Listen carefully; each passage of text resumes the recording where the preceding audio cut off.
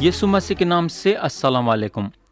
प्यारे भाई और बहन, मसीह का इनकार करना बहुत बड़ा गुनाह है, मगर मसीह हमको माफ़ करने के लिए तैयार हैं अगर हम अपने पूरे दिल से उनके तरफ रुजू होंगे। तो आप लोगों को याद होगा कि गए सो वक़्त हम यूहन्ना की इंजिल बाब 18 और उसकी आयत 1 से 14 तक गौर करे थे। आज हम आयत 15 से गौर करना शुरू करेंगे। हम पढ़ेंगे आयत 15। लिखा हुआ है, और शमौन पतरस यीशु के पीछे हो लिया और एक और शागिर्द भी। ये शागिर्द सरदार काहिन का जान पहचान था और यीशु के साथ सरदार काहिन के दीवान खाने में गया। प्यारे भाई और बहन, अब सवाल ये पैदा होता है कि ये एक और शागिर्द कौन था। ये शागिर्द और कोई नहीं था बल्कि यूहन्ना रसूल थे। यूहन्ना की जान पहचानत यरूशलेम के लोगों से थी, इसलिए उनको अंदर जाने की इजाजत दी गई और यूहन्ना पतरस को भी अंदर ले लेके गए। लेकिन यहां अगर हम गौर करेंगे तो यूहन्ना का अंदर जाना यूहन्ना को कोई फर्क नहीं पड़ा, मगर पतरस को काफी फर्क पड़ गया। मगर पतरस का अंदर जाना जरूरी था। कई को बोले तो उन्होंने मसीह को 3 बार इनकार करना था। आयत 16 में लिखा हुआ है, लेकिन पतरस दरवाजे पर बाहर खड़ा रहा। बस वो दूसरा शागिर्द जो सरदार काहिन का जान पहचान था बाहर निकला और दरबानी से कहकर पतरस को अंदर ले गया। तो यूहन्ना को अंदर जाने की इजाजत मिल गई थी, मगर पतरस एक गरीब मछलहारा थे और उनकी जान पहचान किसी से भी नहीं थी। उन्होंने किसको भी नहीं जानते थे, तो उनका अंदर जाना मुश्किल था। मगर यहाँ यूहन्ना दरबानी से आजिज़ी करे पतरस को अंदर ले लेके जाने के लिए, और वो दरबानी उनको इजाजत दी और पतरस अंदर दाखिल हुए। मैं यकीन करता हूं कि पतरस यहाँ ये बात सोचे भी नहीं होंगे कि उन्होंने अंदर जाके मसीह का इनकार करेंगे, मगर मसीह की बात यहाँ पूरी होना था। मसीह पतरस को बोल चुके थे कि उन्होंने उनका 3 बार इनकार करेंगे। आयत 17 पढ़ेंगे। उस लौंडी ने जो दरबानी थी पतरस से कहा, क्या तू भी इस शख्स के शागिर्दों में से है? वो बोला, मैं नहीं हूं। तो यहां अगर हम देखेंगे तो दरबानी को पतरस पे शक आया, बल्कि मैं तो बोलूंगा कि ये दरबानी ये बात महसूस करी कि पतरस बिल्कुल मसीह के शागिर्द हैं। ये दरबानी उनको पहचान ली और पतरस अंदर आते सो आते मसीह का इनकार करे। ये उनका पहला इनकार था, मगर यहाँ उन्होंने ये बात का ख्याल नहीं करे कि उन्होंने मसीह का इनकार करे हैं, मगर सच्चाई ये है कि उन्होंने इनकार करे। आयत 18 में लिखा हुआ है, नौकर और प्यादे जाड़े के सबब से कोयले ढकाकर खड़े तप रहे थे और पतरस भी उनके साथ खड़ा तप रहा था। पतरस यहाँ वो लोगों के साथ खड़े थे जिनका ईमान यीशु मसीह में नहीं था, मगर आबो हवा ऐसी थी कि जाड़े के वजह से आग की जरूरत थी और पतरस भी अपने जिस्म को गर्म रखना चाहते थे। आयत 19 से 21 में लिखा हुआ है, फिर सरदार काहिन ने यीशु से उसके शागिर्दों और उसकी तालीम की बाबत पूछा। यीशु ने उसे जवाब दिया कि मैंने दुनिया से अलानिया बातें की हैं। मैंने हमेशा इबादत खानों और हैकल में जहां सब यहूदी जमा होते हैं तालीम दी और पोशीदा कुछ नहीं कहा। तू मुझसे क्यों पूछता है? सुनने वालों से पूछ कि मैंने उनसे क्या कहा। देख, उनको मालूम है कि मैंने क्या क्या कहा। तो प्यारे भाई और बहन, या मसीह से सवाल किया जा रहा था और मसीह उन लोगों को साफ साफ बता दिए कि उन्होंने जो तालीम दिए सबके सामने दिए انہوں پوشیدگی میں تعلیم نہیں دیے۔ آیت 22 اور 23 میں لکھا ہوا ہے، جب اس نے یہ کہا تو پیادوں میں سے ایک شخص نے جو پاس کھڑا تھا یسوع کے تماچا مار کے کہا، تو سردار کاہن کو ایسا جواب دیتا ہے؟ یسوع نے اسے جواب دیا کہ اگر میں نے برا کہا تو اس برائی پر گواہی دے، اور اگر اچھا کہا تو مجھے مارتا کیوں ہے؟ تو پیارے بھائی اور بہن، تماچا کھانا بے عزتی کی بات تھی، مگر ہم کو معلوم ہونا چاہیے کہ مسیح آپ کے اور میرے گناہوں کے لیے بے عزتی سہے۔ مگر حیرت کی بات یہ ہے کہ یہ بزرگ موسیٰ کی شریعت کو جانتے تھے، اور موسیٰ کے شریعت کے مطابق آپ کسی کو بھی نہیں مار سکتے تھے جب تک کہ اس کا فیصلہ نہیں ہو جاتا، جب تک کہ اس کی عدالت نہیں ہو جاتی۔ مگر یہاں اگر ہم دیکھیں گے تو مسیح بے گناہ تھے اور ان کو تھپڑ مارنا گناہ تھا۔ یہ لوگ مسیح کی عدالت کرنے کے لیے تھے، مگر خود مجرم تھے، کیونکہ ان کی حرکت موسیٰ کے شریعت کے مطابق نہیں تھی۔ اس کے علاوہ کوئی بھی رات کے وقت عدالت نہیں کرتا۔ آج کے زمانے میں بھی دیکھیں گے تو کورٹ کچہری کا کام صبح میں ہوتا ہے اور رات میں نہیں۔ بولنے کا مطلب یہ ہے کہ ان لوگاں شریعت کے مطابق مسیح کا فیصلہ کرنے بیٹھے تھے، مگر خود شریعت کے خلاف جاری تھے۔ ہم کو معلوم ہونا چاہیے کہ انسان کی سب سے بڑی کمزوری یہ ہے کہ انسان دوسروں پہ نظر کرنا چاہتا ہے اور اپنے پہ نظر کرنے کے لیے بھول جاتا۔ آیت 24 پڑھیں گے، پس حنا نے اسے باندھا ہوا سردار کاہن کیفا کے پاس بھیج دیا۔ ہم کو معلوم ہونا چاہیے کہ حنا کا ایک بہت بڑا ہاتھ تھا مسیح کو گرفتار کرنے کے لیے۔ حنا بھی مسیح کے خلاف تھے۔ آیت 25 سے 27 میں لکھا ہوا ہے، شمعون پترس کھڑا تپ رہا تھا، پس انہوں نے اس سے کہا، کیا تو بھی اس کے شاگردوں میں سے ہے؟ اس نے انکار کر کے کہا، میں نہیں ہوں۔ جس شخص کا پترس نے کان اڑا دیا تھا، اس کے ایک رشتہ دار نے جو سردار کاہن کا نوکر تھا کہا، کیا میں نے تجھے اس کے ساتھ باغ میں نہیں دیکھا؟ پترس نے پھر انکار کیا اور فوراً مرخ نے بانگ دی۔ میرے بھائی، اگر ہم دوسرے انجیلوں میں دیکھیں گے تو ہم کو یہ معلوم ہوگا کہ پترس رسول مسیح کا 3 بار انکار کرنے کے بعد جب ان کو پتا چلا کہ انہوں ایسا کام کر کے اچھا نہیں کرے تو باہر جا کے زار زار روئے۔ انہوں جب مسیح کو دیکھے کہ ان کو مارا اور پیٹا گیا ہے اور ان کے مار کھانے سے ان کی صورت بگڑ گئی ہے، تو پترس یہ حالت میں مسیح کو نہیں دیکھ سکے اور باہر جا کے روئے۔ انہوں اپنے دل میں یہ بات لائے کہ انہوں کئی کو مسیح کا انکار کرے، مگر خدا کی شکر گزاری یہ بات سے کرنا کہ مسیح پترس کے گناہوں کے ساتھ ساتھ سارے دنیا والوں کے گناہوں کے معافی کے لیے صلیب پہ اپنی جان دینے کے لیے جا رہے تھے۔ خدا کی شکر گزاری یہ بات سے بھی کرنا کہ مسیح پترس کے لیے دعا کرے، ان کا ایمان نہیں گرے ویسا۔ مسیح جو ہیں پترس کے ایمان کے مضبوطی کے لیے دعا کر چکے تھے، مگر سوال یہ پیدا ہوتا ہے کہ پترس مسیح کا 3 بار انکار کرنے کے بعد مسیح کے طرف کیسا رجوع ہو سکے؟ آخر وہ طاقت ان کو کہاں سے ملی؟ میرے بھائی، پترس اس لیے مسیح کی طرف رجوع ہو سکے، کئی کو بولے تو انہوں خدا کے فرزند تھے، اور کیونکہ انہوں خدا کے فرزند تھے تو ان کو ان کے غلطی کا احساس ہوا اور انہوں مسیح سے معافی مانگ لیے۔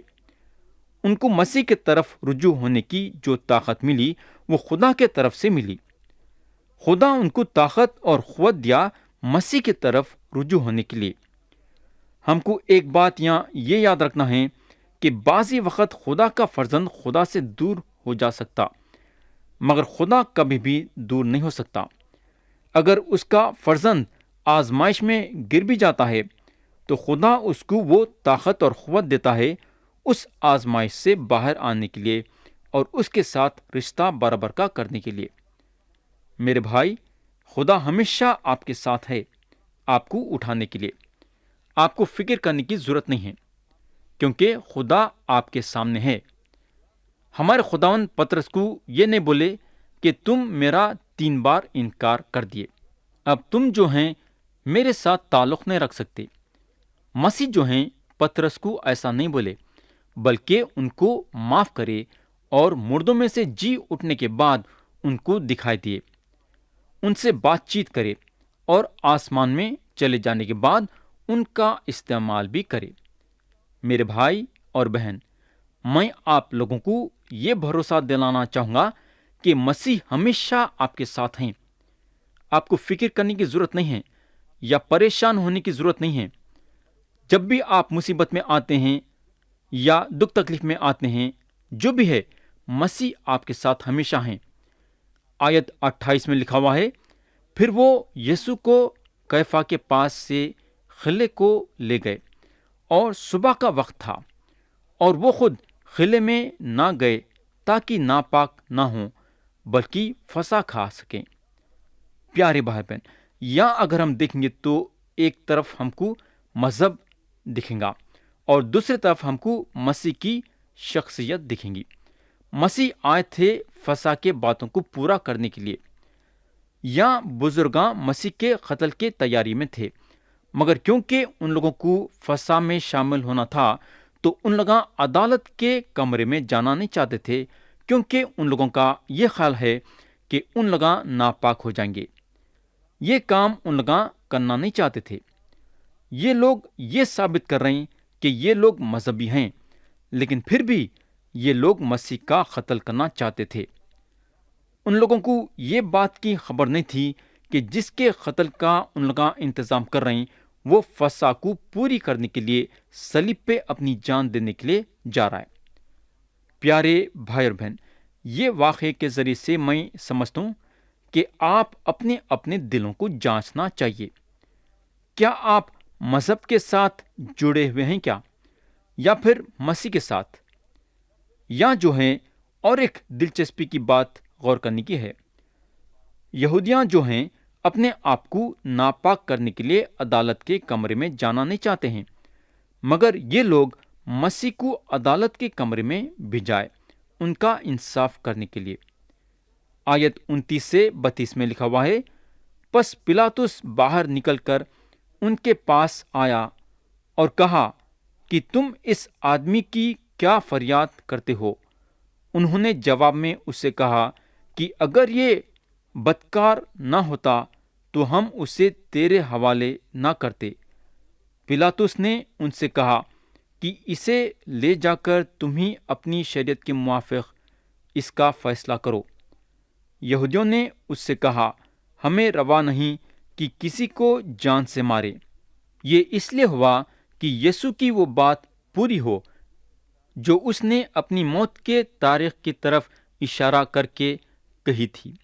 پیارے بھائی بہن، پلاطس یہ محسوس کرنے لگا کہ کہیں نہ تو کہیں غلطی ہو رہی ہے، اور یہ معاملے میں پلاطس شامل ہونا نہیں چاہتا تھا اور اپنے آپ کو یہ معاملے سے باہر نکالنے کی کوشش کرا۔ پلاطس جو ہے ان لوگوں کو بولنے کو لگا کہ تم لوگ آج اپنے شریعت کے مطابق مسیح کا فیصلہ کرو۔ سب سے بڑی بات یہ کہ پلاطس کو یہ بات سمجھ میں نہیں آ رہی تھی کہ آخر کیا ہو رہا ہے۔ یہودیوں کا منشا یہ تھا کہ مسیح کو موت کی سزا ملنا، اور ان لوگ یہ بات بھی جانتے تھے کہ کسی کو بھی موت کی سزا دینے کے لیے ان کے پاس اختیار نہیں ہے۔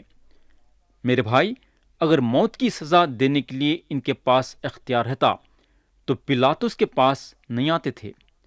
مسیح کو پلاطس کے پاس لانا ضروری تھا ان کو موت کی سزا دلانے کے لیے، مگر سارے باتوں کی بات یہ ہے، مسیح جو اپنے شاگردوں کو بولے وہ بات پوری ہونا تھا۔ مسیح یہودی بزرگوں کے ذریعے سے دھتکارے جانا ضروری تھا۔ مذہبی لوگ ان کو غیر قوم کے حوالے کرنا ضروری تھا۔ مسیح یہ بات ان کے صلیب پہ چڑھنے کے کئی مہینے پہلے ان کے شاگردوں کو بول چکے تھے، اور ان کی یہ بات یہاں پوری ہو رہی تھی۔ पुराना अहदनामा के पेशन गोयां पूरी होने के लिए मसीह को रोमी सरकार के हाथों में सौंपना जरूरी था। मगर कमाल की बात यह है कि ये सारे बातें जो मसीह के बारे में पुराना अहदनामा में लिखी गई थी, यहूदियों के आंखें बंद थे ये बातों को समझने के लिए। आयत 33 से 35 में लिखा हुआ है, बस पिलातुस किले में फिर दाखिल हुआ और यीशु को बुलाकर उससे कहा, क्या तू यहूदियों का बादशाह है? यीशु ने जवाब दिया कि तू ये बात आपसे कहता है या औरों ने मेरे हक में तुझसे कही? पिलातुस ने जवाब दिया, क्या मैं यहूदी हूं? तेरी ही कौम और सरदार काहिनों ने तुझको मेरे हवाले किया। तूने क्या किया है? तो प्यारे भाई और बहन, यहाँ जो है मसीह का पिलातुस से एक सवाल था। सवाल यह था कि तू ये बात आपसे कहता है या औरों ने मेरे हक में तुझसे कही? मसीह ये जानना चाहते थे कि पिलातुस को ये बात कहां से हासिल हुई। पिलातुस ये जाहिर करा कि यहूदियों के जरिए से ये बात उसको हासिल हुई है। अब मसीह पिलातुस के दिल में काम करने वाले हैं। पिलातुस के अक्ल पे पर्दा पड़ा हुआ था। उन्हें यह बात से यकीन करना कि मसीह यहूदियों के बादशाह बड़ी मुश्किल की बात थी, है ना? मगर पिलातुस अपने में यह बात महसूस करा कि मामला जो है बड़ी मुसीबत का है। यहां से उसका हट जाना उसके लिए अच्छा रहेगा। तो यहां पिलातुस मसीह की मदद करना चाहता था। पिलातुस का शायद ये ख्याल था कि मसीह अगर यहूदियों के सामने ये इकरार करेंगे कि उन्हों यहूदियों के बादशाह नहीं हैं, तो मामला रफा दफा हो जाएगा। बोलने का मतलब यह है कि पिलातुस ये मामले में नहीं आना चाहता था, क्योंकि ये मामला उसके लिए बहुत मुश्किल का था। पिलातुस मसीह को भी छोड़ना चाहता था और साथ साथ यहूदियों को और उनके बुजुर्गों को भी खुश करना चाहता था। मेरे भाई, पिलातुस मसीह के और यहूदियों के बीच में फंस गया था। तो अब आप सोच सकते कि अदालत किसकी हो रही थी? अदालत मसीह की हो रही थी या फिर पिलातुस की हो रही थी? मैं जब कलाम का ये हिस्सा पढ़ता हूं तो मेरे को ये महसूस होता है कि अदालत मसीह की नहीं हो रही थी, बल्कि पिलातुस की हो रही थी। पिलातुस अपने दिल में सोचा होगा कि आखिर ये यहूदियां यीशु मसीह को मेरे पास कई को लाए। अब हम आयत 36 और 37 पढ़ेंगे। लिखा हुआ है, यीशु ने जवाब दिया कि मेरी बादशाहत दुनिया की नहीं। अगर मेरी बादशाहत दुनिया की होती तो मेरे खादिम लड़ते ताकि मैं यहूदियों के हवाले बादशाहत दुनिया की नहीं, मगर अब मेरी बादशाहत यहाँ की नहीं। पिलातुस ने उससे कहा, बस क्या तू बादशाह है? यीशु ने जवाब दिया, तू खुद कहता है कि मैं बादशाह हूँ। मैं इसलिए पैदा हुआ और इस वास्ते दुनिया में आया हूँ कि हक की गवाही दूं। जो कोई सच्चाई का है मेरी आवाज सुनता है। तो मसीह यहाँ बोलते हैं, मेरी बादशाहत दुनिया की नहीं। जब मसीह ये बात बोलते हैं तो इसका मतलब क्या है? इसका मतलब यह है कि उनकी बादशाहत ये दुनिया के तौर तरीक़ों की नहीं है। सिपाही लोगों के जरिए से उनकी बादशाहत कायम नहीं होगी। उनकी बादशाहत जंगों के जरिए से या जलापे के जरिए से या नफरत के जरिए से कायम नहीं होंगी। मेरे दोस्त, हमको मालूम होना चाहिए कि कलीसिया उनके लिए बादशाहत कायम नहीं कर सकती। बाइबल शरीफ हमको ये तालीम देती है कि ये ज़माने में मसीह अपने लिए लोगों को चुन रहे हैं। बोलने का मतलब यह है कि बादशाहत जो है इंसान के जरिए से कायम नहीं होंगी, बल्कि उनके जरिए से, यानी कि मसीह के जरिए से। आयत 38 में लिखा हुआ है, पिलातुस ने उससे कहा कि सच्चाई है क्या? ये कहकर वो यहूदियों के पास फिर बाहर गया और उनसे कहा कि मैं उसका कुछ जुर्म नहीं पाता। तो यहाँ पिलातुस सच्चाई जानना चाहता था, मगर उसका दिमाग यहूदियों के तरफ भी लगा हुआ था। کیونکہ پلاطس کو جو ہے یہودیوں کو بھی جواب دینا تھا۔ یہاں پلاطس کا دل و دماغ دو جگہ پہ تھا، مسیح کی طرف تھا اور یہودیوں کے بزرگوں کے پاس بھی تھا۔ اس لیے پلاطس مسیح سے یہ سوال کر کے بھی کہ سچائی ہے کیا، مسیح کے سچائی کو نہیں جان سکا۔ میرے بھائی، سچائی کی تلاش آدھے دل سے نہیں ہوتی۔ دماغ ادھر ادھر رکھ لیتے ہوئے سچائی کے پہچان میں نہیں آ سکتے۔ اب ہم آیت 39 اور 40 پڑھیں گے، جو کہ یہ باب کی آخری آیتیں ہیں۔ لکھا ہوا ہے، مگر تمہارا دستور ہے کہ میں فسح کو تمہاری خاطر ایک آدمی چھوڑ دیا کرتا ہوں، پس کیا تم کو منظور ہے کہ میں تمہاری خاطر یہودیوں کے بادشاہ کو چھوڑ دوں؟ انہوں نے چلا کر پھر کہا کہ اس کو نہیں، لیکن بربا کو، اور بربا ایک ڈاکو تھا۔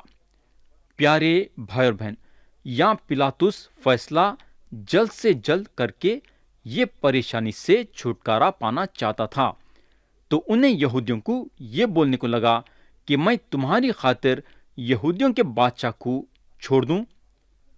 پلاطس اپنے خواب و خیال میں بھی نہیں سوچا ہوں گا کہ یہودیاں باربا کو مانگیں گے، مگر سچا یہ ہے کہ یہودیاں باربا کو مانگے جو ایک ڈاکو تھا۔ مگر پلاطس کے دل میں یہ بات گڑ گئی تھی کہ مسیح بے قصور ہیں۔ انہیں جانتا تھا کہ دشمنی میں آ کے یہ لوگ مسیح کو اس کے حوالے کرے ہیں۔